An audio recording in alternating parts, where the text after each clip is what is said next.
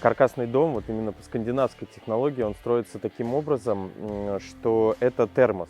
То есть, грубо говоря, это энергоэффективное пространство, которое не выпускает теплый воздух и не впускает холодный. Соответственно, в таких домах приточная вентиляция, она должна быть для того, чтобы обеспечить внутри хороший климат в доме, чтобы не было никаких высыпаний влаги там и так далее. То есть в дом всегда должен поступать свежий воздух. Вот. Это либо через рекуператоры, либо рассматривают приточную вентиляцию, да,